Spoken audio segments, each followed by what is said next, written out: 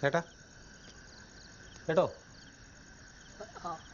നീ എന്താ താമസിച്ചേ? നാളെ പോസ്റ്റ്മോർട്ടം ചെയ്യാനൊരു ബോഡിയുണ്ട്. ഞാൻ രാവിലെ ഇനി വരാം, ശ്രദ്ധിച്ചോണം. ആ, ഉറങ്ങരുത്.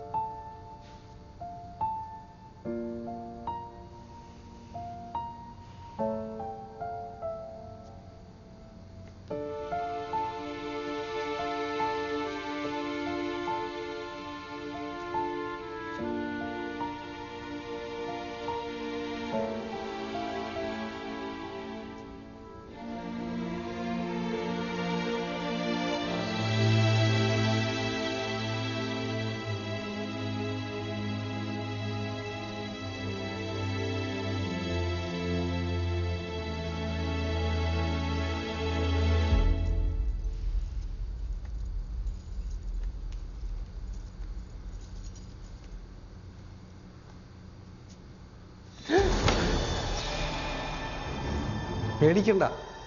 കുറേ നേരമായി ആരെങ്കിലും ഒന്ന് ഇങ്ങോട്ട് വന്നിട്ട്. നിങ്ങൾ മരിച്ചതല്ലേ? അതെ, പക്ഷെ എനിക്ക് നിങ്ങളോട് സംസാരിക്കാം. അതെങ്ങനെ? അടുത്ത് വരും, പേടിക്കണ്ട. ഇങ്ങ് വാ വാ.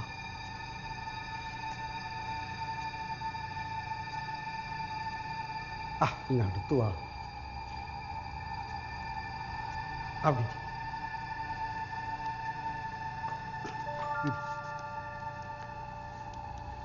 നേരെ ഇരിക്കും. ഇങ്ങ് അടുത്തോട്ട് വാ.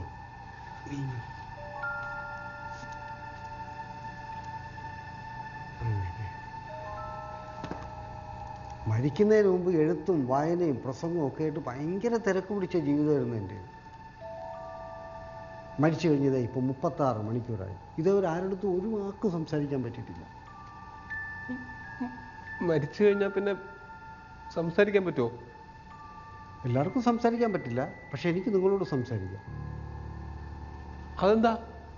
നിങ്ങൾ മാനസിക രോഗ ആശുപത്രിയിൽ നിന്ന് വന്നയാളല്ലേ. സാധാരണ ആൾക്കാർക്ക് മരിച്ചവരോട് സംസാരിക്കാൻ പറ്റില്ല. അവർക്ക് അതിനുള്ള മാനസിക നൈർമല്യമില്ല. നിങ്ങൾക്കതുണ്ട്. അതുകൊണ്ട് എന്നോട് സംസാരിക്കാം.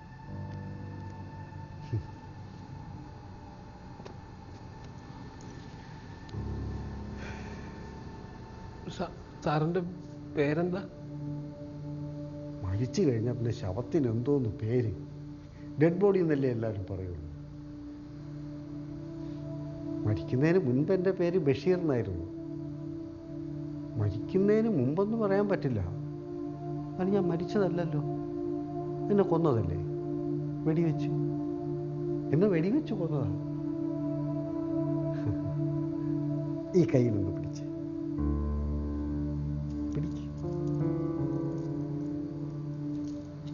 പിടിച്ചോ, പേടിക്കണ്ട. പിടിച്ചോ, ശരിക്ക് പിടിച്ചോ, ശരിക്ക് പിടിച്ചോ. അങ്ങനെ. ഇനി കണ്ണടച്ചോ. അടയ്ക്ക്, അടയ്ക്ക്. Good boy.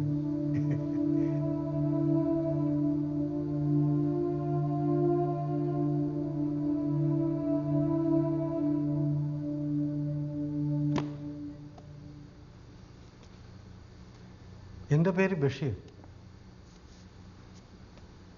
ഞാനൊരു യൂണിവേഴ്സിറ്റി പ്രൊഫസറായിരുന്നു. കുട്ടികളെ പഠിപ്പിക്കുന്നതിനൊപ്പം ആനുകാലികങ്ങളിൽ എഴുതുകയും സാംസ്കാരിക രാഷ്ട്രീയ പ്രവർത്തനങ്ങളിൽ ഏർപ്പെടുകയും ചെയ്യുന്ന ഒരാളായിരുന്നു. പ്രധാനപ്പെട്ട ഒരു ഇംഗ്ലീഷ് പത്രത്തിൽ ആഴ്ചതോറും എൻ്റെ പൊളിറ്റിക്കൽ കോളം ഉണ്ടായിരുന്നു.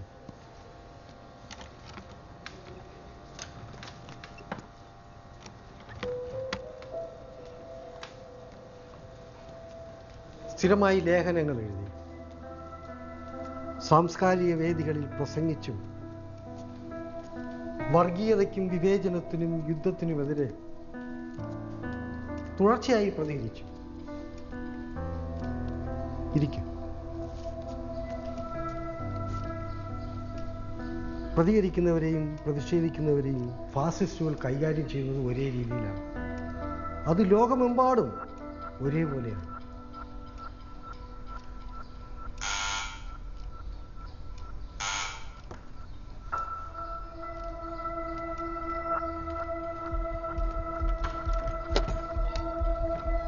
ആരാ? Good morning professor. Good morning. ഞങ്ങൾക്കൊരു കാര്യം പറയാനുണ്ടായിരുന്നു. അകത്തേക്ക് വരൂ.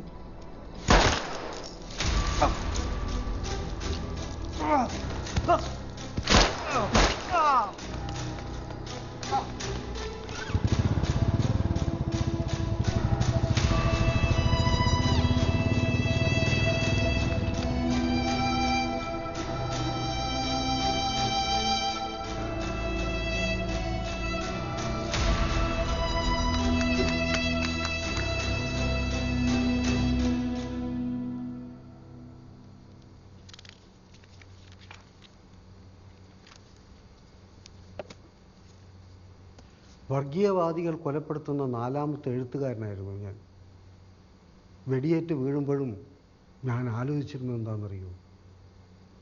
തോക്കിന് പകരം എല്ലാ മനുഷ്യരും പുസ്തകം കയ്യിലെടുത്തിരുന്നെങ്കിൽ ഈ ലോകം എത്രമാത്രം ശാന്തമായിരുന്നേനെ.